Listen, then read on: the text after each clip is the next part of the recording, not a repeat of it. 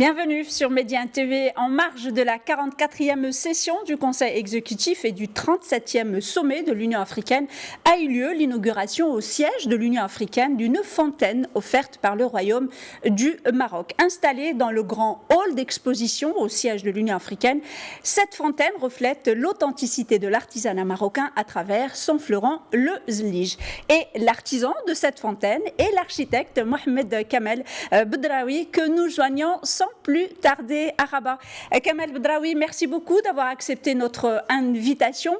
Et tout d'abord, est-ce que vous pouvez un peu nous raconter l'histoire de cette fontaine, comment finalement elle est arrivée dans ce hall du siège de l'Union africaine à Addis Abeba? Bonjour et merci pour l'invitation et l'intérêt que vous portez à cette réalisation.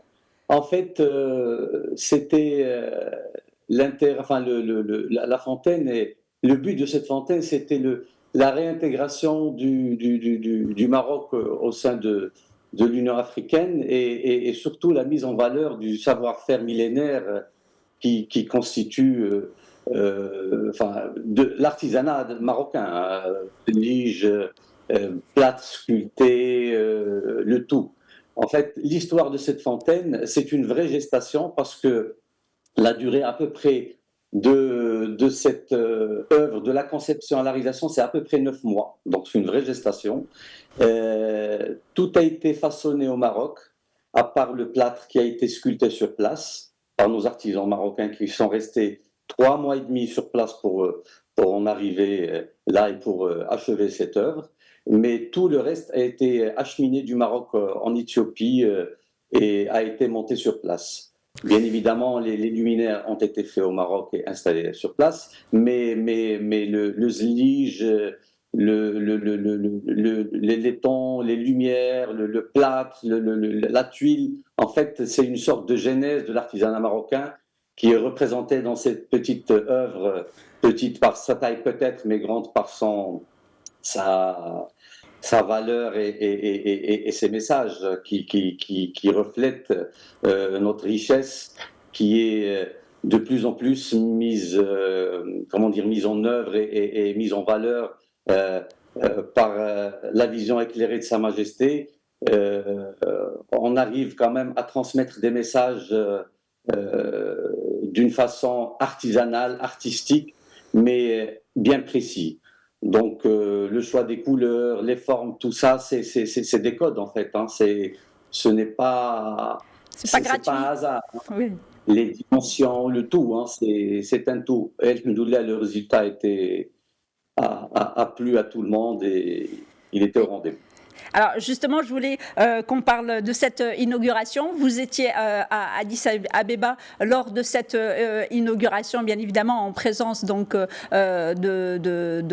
du ministre donc des Affaires étrangères, Monsieur Nasser Bourita. Comment vous avez vécu justement cet instant avec bien évidemment la délégation marocaine, mais également de hauts responsables donc de l'Union africaine? Quels souvenirs gardez-vous de cette inauguration? Eh bien, on était fiers. Le souvenir, c'est la fierté. La fierté de notre richesse, de ce qu'on transmet, des codes, comme je vous ai dit tout à l'heure, hein, c'est vraiment un tout. Hein. Et cette fontaine est devenue la star du hall de l'Union africaine. Hein. Tout le monde veut prendre des photos à côté. Vraiment, c'est quelque chose qui va marquer l'histoire de cette institution. Et c'est tant mieux pour le Maroc. Et c'est un mérite, en fait, c'est le mérite de nos ancêtres et puis de ceux qui ont essayé et qui essaient toujours de perpétuer ce travail-là, qui sont les artisans. Ce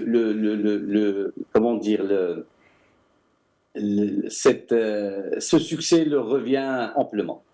Alors justement, Kamel Bedraoui, j'aimerais que vous nous expliquiez un peu bien évidemment, vous avez imaginé cette fontaine, vous l'avez dessinée bien sûr dans votre atelier d'architecture. Qu'est-ce que vous pouvez nous dire justement sur peut-être le nombre de petits carreaux de ce zlige si propre donc au Maroc, et j'aimerais aussi que vous nous expliquiez comment sur une superficie aussi déterminé quand on voit cette fontaine, mais vous l'avez si bien dit, vous avez réussi justement à transmettre à travers ces couleurs, à travers le matériau, à travers ce qui est inscrit sur le plâtre, justement cette richesse et cette profondeur qu'est notre patrimoine marocain. Comment, assis devant votre, on va dire, j'allais vous dire vos papiers, non, mais aujourd'hui vous travaillez sur ordinateur, vous avez conçu ce chef-d'œuvre de notre patrimoine?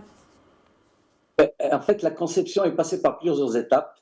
C'était un peu plus grand que ça au début, mais on a revu les choses un peu à la baisse pour pas que non plus que ça fasse trop gros. Il faut que ça reste en harmonie avec l'espace dans lequel elle se trouve. La conception, c'était au départ une porte dans laquelle on a intégré une fontaine.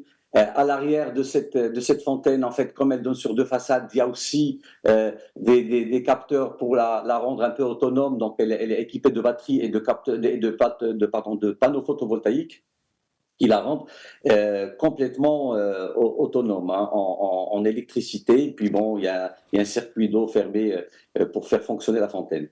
La conception, comme j'ai dit, c'est vraiment un accompagnement parallèle avec les artisans, avec Cyril Koutaj qui a mené d'une main de maître la réalisation et aussi la conception, parce que certaines choses, comme le motif du milieu qu'on appelle Khamsini, c'est lui en fait. Moi, je donne une dimension, mais c'est à lui de l'intégrer et intégrer les formes. Il s'y connaît bien sûr mieux que moi. Et il y a certaines choses pour garder comment on appelle ça, pour garder les bonnes dimensions et puis les codes, hein, les couleurs, les formes, le zlige. En fait, chaque forme a un nom. Je ne pourrais pas vous citer malheureusement parce qu'il y en a tellement, mais le choix des matériaux, le choix de l'intégration du laiton, ciselé, les couleurs sur le côté, plusieurs signaux. Par exemple, vous voyez la fontaine là en dégradé, les 15 petites plaques en laiton, il y en a 12 en fait, ce qui représente les 12 régions du Maroc. Les petits points jaunes sur le côté, c'est les 54 pays membres. Donc tout ça, en fait, c'est une conjugaison de l'archi, de la conception architecturale et surtout de l'apport de l'artisan qui connaît mieux que nous la dimension de chaque élément, de chaque panneau, de chaque forme.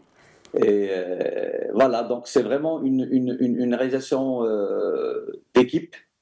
Mais comment on appelle ça, le plus gros du jeu, c'est les artisans et c'est eux l'architectage. Merci beaucoup, Kamal Boudraoui, d'avoir accepté notre invitation et continuer de faire briller le patrimoine marocain à travers le monde. Et je rappelle que vous êtes donc architecte et que vous venez de réaliser la fontaine que le Maroc a offert à l'Union africaine et qui est installée au siège de l'organisation à Addis Abeba. Merci beaucoup, Kamal Boudraoui. Et merci à vous, chers téléspectateurs, pour votre fidélité. L'information se poursuit sur nos différents canaux, Média TV Arabique, Média TV Maghreb, Média TV Afrique et bien évidemment sur notre média digital, medianews.com.